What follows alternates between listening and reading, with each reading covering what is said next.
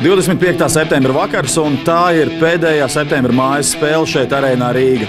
Pēdējās divas spēles šeit skatītāju klātbūtnē ir noslēgušās ar rezultātu 1-2. Tā noslēdzās spēle 23. septembra pievakarē, kad mēs piekāpāmies Zagribas Medvešča komandai, un otro reizi arī īsā laika periodā mēs pēcspēles sodu metienu šovakar atzinām Bratislavas Slovanu pārākumu.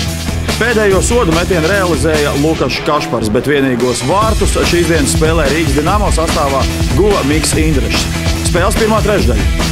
Spēles sākuma aktīvāk uzsāka mūsu komandas spēlētāji. Laba ripas kontrole, vairāk bīstami momenti uz pretinieku sargātajiem vārtiem, bet vecā problēma nav momentu realizācijas. Pirmie rezultāti šajā spēlē atklāja viesi, un pirmās trešdaļas vidusdaļā Tomašs Starosta pārspēja Jākabu Sedlačeku 0-1. Otrajā trešdaļā atkal kārtējo reizi vairāki bīstami momenti uz Maikla Gārneta sargātajiem vārtiem, bet joprojām ripa spītīgi neiet viņa sargātajos vārtos.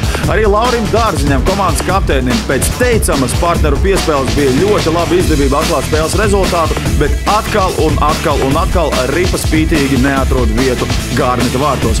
Pēc lieliski izspēlētas kombinācijas Lauris atdod teicamu piespēli Mikam Indrašim, un ar vienu pieskārienu ripa ir beidzot Gārneta vārtos 1-1. Trešajā trešdaļā vārti netika gūti ļoti daudz noraidījumu, ļoti daudz skaitliskie vairākumi, kas, diemžēl, arī šovakar netika realizēti.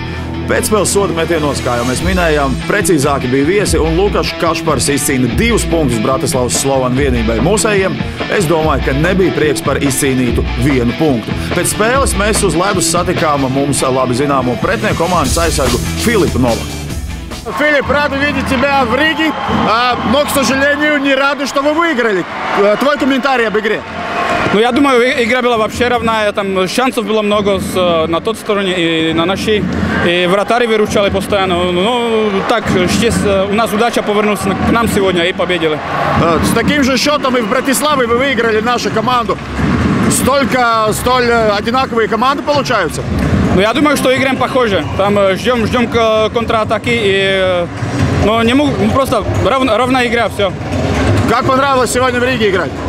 Ну, мне всегда здесь нравится. Я очень рад приезжаю сюда, потому что здесь еще друзья, знакомые. А атмосфера, поддержка здесь Балашнику супер. Как дела у Братиславы в этом сезоне, в начале уже? Ну, нормально все, потихоньку идем. Хорошо, спасибо. Спасибо. Pirmais rīznieks sastāvā sodu metienu dodas izpildīt vienīgo vārtu autors spēlē Miks Indrašs. Diemžēl nesekmīgi. Lūk arī viņa pēcspēles komentārs. Pēdējās divās spēlēs spējam gūt tikai 1 vārtus. Bratislava arī tādu pašu rezultātu zaudējumu. Kas šodien pietrūka? Kā vienmēr, nerealizētie momenti, laikam. No? Tas galvenais, kas mums pagaidām klibo visvairāk, un tā arī jāstrādā. Kāds bija treneru uzstādījums pirms spēles, jo mēs ļoti labi zinājām, kā Bratislava spēlē. Tādu pašu rezultātu viņi mūs uzvarēja Bratislavā. Nu, mūsu uzdevums īpaši nav mainījies, jau vairākas spēles spēlējam agresīvi un cenšamies davīt, uzbrukt vairāk. Un, protams, tas, ka jārealizē momenti, tas ir galvenais. Izdevās gūt vārtus, vai sadarbība ar Lauru bija jāstrādāt? Protams, es vienmēr izskatu strādāt. Neizdevās tomēr realizēt pēcspēles sodu metienu, vai kaut ko jaunu izpildīja savā amplua? Nē, tas nebija atstrādāts. Tas ir atstrādāts, bet nav noslīpēts, teiksim tā.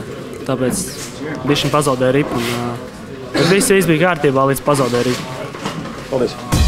Šobrīd mūsu komanda dodas 2 spēļu izbraukuma tūrē 27. septembrī Maskavā pret vietējo Spartak vienību un 29. septembrī Sanktpēterburgā pret Gagariņkausa ieguvējiem Sanktpēterburgas SKA. 1. oktobris Maskavas Spartaks viesosies Rīgā, un uz ledus darbībā mums būs iespēja pasakot līdz mums labi zināmajam aizsargam Čejam Genovejam.